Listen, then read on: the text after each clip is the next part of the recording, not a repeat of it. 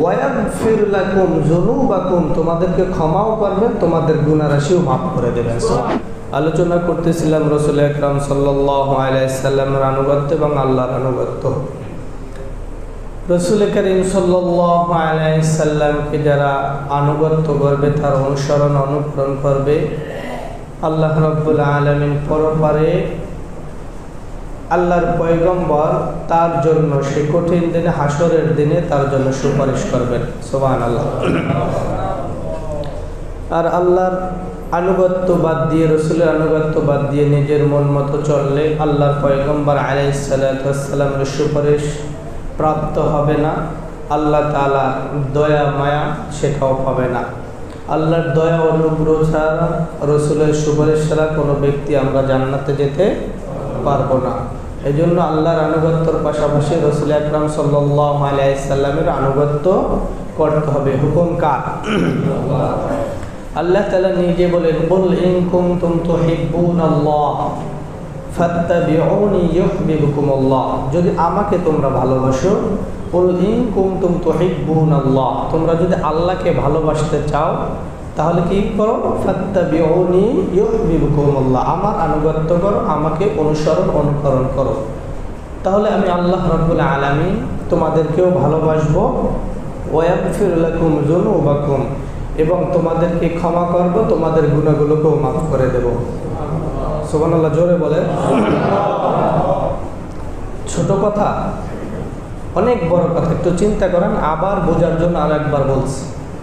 আল্লাহ তাআলা নিজে বলেন, কুল ইন কুনতুম তুহিব্বুনাল্লাহ, হে রাসূল আপনি আপনার উম্মতকে বলেন, যদি আমি আল্লাহকে ভালোবাসতে চাই, ইন কুনতুম তুহিব্বুনাল্লাহ, আমি আল্লাহকে যদি ভালোবাসতে চাই, তাহলে আপনি বলে দেন ফাত্তাবিউনি, আপনার অনুসরণ যেন করে। আপনি বলে দেন তাহলে আল্লাহকে যদি ভালোবাসতে চাও তাহলে আমি রসুলের আনুগত্য করো। আমার রসুলের যদি আনুগত্য করো, কি করবে? ইউহিব্বুকুমুল্লাহ, তাহলে আল্লাহ তোমাদেরকে ভালোবাসবেন। শুধু ভালোবাসা নয়, ওয়ায়াগফির লাকুম যুনুবাকুম, তোমাদেরকে ক্ষমাও করবেন, তোমাদের গুনাহ রাশিও মাফ করে দেবেন। আল্লাহু গফুরুর রহিম। এবং এটাও বলে দেন আল্লাহ তাআলা গফুর এবং রহিম, দয়াবান দয়ালু। তাহলে এই কথাটা যদি আমরা একটু চিন্তা করি তাহলে বোঝা যায় আল্লাহ রসুলকে ভালোবাসা মানে হলো কাকে ভালোবাসা? আল্লাহকে ভালোবাসা। আল্লাহ রসুলের আনুগত্য করা মানে কার আনুগত্য করা? আল্লাহ তাআলার আনুগত্য করা। এই আনুগত্য করার ক্ষেত্রে পয়গম্বর আলাইহিস সালাতু ওয়াস সালাম তিনি নিজে বলেছেন, আমার আনুগত্য করো। কেন করবা? তাহলে তোমাদেরকে আল্লাহ তাআলা ভালোবাসবেন। আমরা এই ইবাদত বন্দেগী, নামাজ কালাম যা কিছু করি দুইটা কারণে করি, তাই না? যাতে আল্লাহ তাআলা আমাদেরকে ক্ষমা করেন এবং পরপারে জাহান্নাম থেকে মুক্তি দিয়ে দেন। এই দুটি কারণ ছাড়া আর কোনো কারণ আছে না? 5 ওয়াক্ত নামাজ পড়লে 5,000 টাকা দেবে, এরকম কোনো আশা ভরসা কারো আছে? আর এটা সম্ভব না, আশা ভরসা করেও লাভ নাই। শুধুমাত্র কেন করি আমরা? যাতে পরপারে আল্লাহ তাআলার দয়া মায়া দিয়ে আমাদেরকে মাফ করে জাহান্নামের ভয়াবহ শাস্তি থেকে মাফ করে জান্নাত দিয়ে দেন। এই কারণ তো দুটাই। এই জন্য আল্লাহ তাআলা বলেন, দুটি কারণের জন্য যেটা পড়ো সেটা যদি আমার রসুলকে আনুগত্য করো তাহলে আমি আল্লাহ তাআলা দুটি জিনিসই দেবো। ওয়াগফির লাকুম যুনুবাকুম, তোমাদের ক্ষমা করব, তোমাদের গুনাহ রাশি যেগুলো ছিল সেগুলো মাফ করব। যাকে ক্ষমা করা হবে, যার গুনাহ মাফ করে দেওয়া হবে, তার মানে হলো তার কোনো গুনাহ আর থাকলো না। এবং যার প্রতি দয়া করা হবে, দয়া করার মানে হলো তাকে জাহান্নামে দেবে। কোথায় দেবে?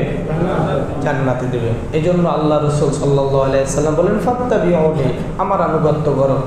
সাহাবী ইকরাম যারা ছিলেন, রাসূল আকরাম সাল্লাল্লাহু আলাইহি সাল্লামকে কেমন অনুসরণ করেছেন এবং কেমন ভালোবাসছেন, তাদের অনুসরণ, তাদের ভালোবাসা, এটা যদি আমরা 1 মিলিয়ন 2 মিলিয়ন মানুষ মিলেও সেটা প্রকাশ করে তারপর একজন সাহাবীদের ভালোবাসার সমতুল্য কখনো হবে?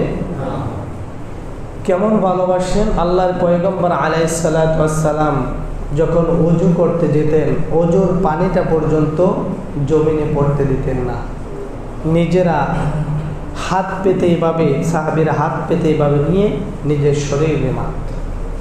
আল্লাহর পয়গম্বর আলাইহিস সালাতু ওয়াস সালাম একবার তা বোতলের ভিতরে পেশাব করলেন এবং এক সাহাবীকে বললেন এই যে কোনো এক কারণে করছেন, এটার মানে এটা না আমরা এখন বোতল নিয়ে প্রস্রাব করব, এটা নাকি যে কোনো একটা ওজনের কারণে সেটা সে করেছেন, যার কারণে এই বোতলটা সাহাবীদেরকে দিয়ে দিলেন যে এটা অমুক জায়গায় ফেলে দিয়ে আস।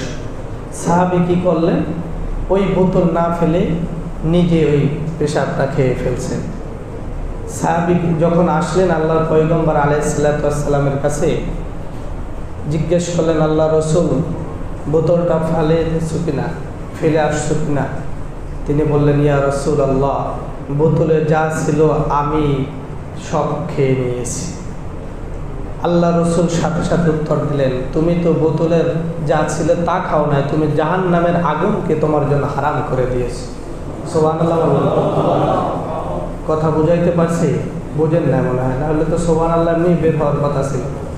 যা খেয়েছে মানে পেশাবটা খাওয়ার কারণে আল্লাহ রসুলের শরীর থেকে বের হয়েছে, এটা খাওয়ার কারণে সাহাবীর জাহান্নামের আগুন তার জন্য হারাম হয়ে গেছে।